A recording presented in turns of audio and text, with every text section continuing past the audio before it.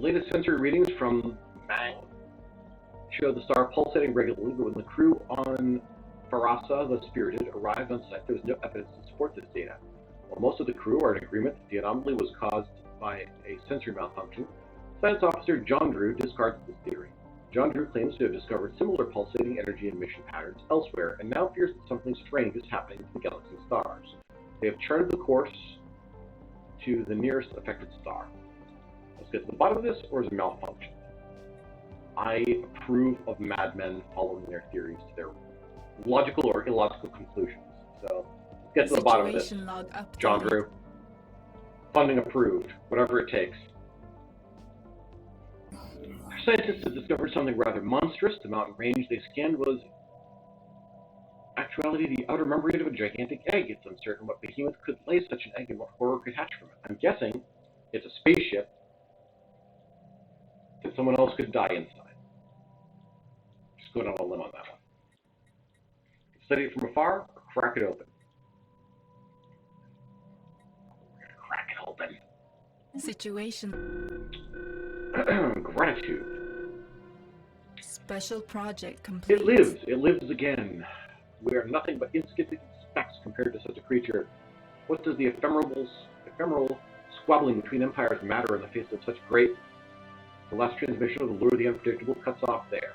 And when we use our probes to scan the remains of Warton 3, we find a hollow shell. It seems the creature has little gratitude to show its liberators. So we cracked that egg open, and the guy who was paranoid turns out to have been right. Alright, Yankee Matriarch. Groups encountered hostiles in the system. So, yeah, a lot of stuff over here. Open council position. New head of research. John Drew, you're up. We lost the science ship here. Alright. The crew of the Farasa the Spirit has made an unfortunate discovery. Just as they suspected, the pulsating pattern we observed from the Almach was due to a sensory malfunction in Science Officer John Drew's head. Science Officer's behavior turned erratic. He suffers delusions about the stars broadcasting coded warnings about a coming apocalypse, and have been appointed protector of the realm. The crew believes he himself manipulated the ship's sensory data during one psychotic spell. Science Officer John Drew is now in a medical pod headed back to West Shenesh, where he will receive proper treatment. Thank you for your service, protector of the realm, John Drew. And good luck, John.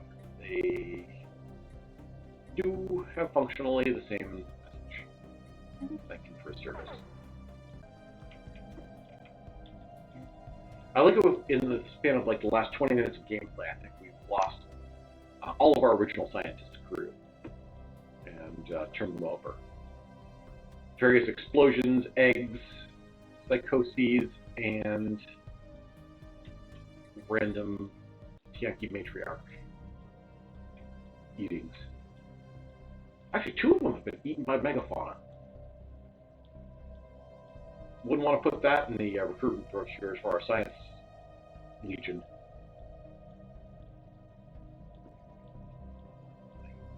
Welcome to the Vish Empire. Our science program allows you to explore the deepest regions of the galaxy and become food.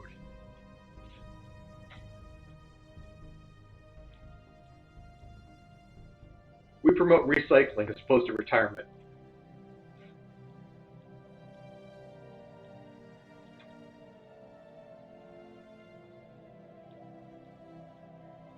Make first contact with strange new creatures in their digestive tract.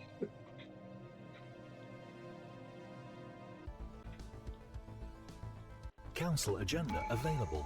Alright, here we go. First League headquarters.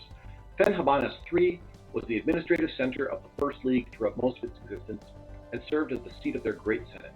The planet was densely populated, with a planet-wide city covering most of the surface. Food had to be imported from other member worlds to support the untold billions living in this enormous metropolis. When the League collapsed, these food shipments ceased virtually overnight. Those with the means departed for other worlds, but most of the population remained behind. Mass starvation and anarchy followed as the planet was carved up between warlords and criminal organizations. Population continued to dwindle for a few centuries until the planet had been reduced a little more than a lifeless ghost world, a final epitaph of the First League. So, that ends our event chain. We gain a whole crapload of unity, a whole lesser crapload of society research, and a bit of influence. However, you can now survey this system, and I believe we'll be able to settle on this world.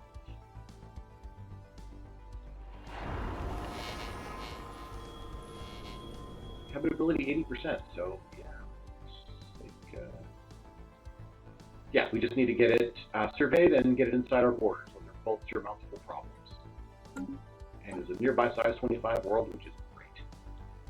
We'll get our empire size for pups improved. Great.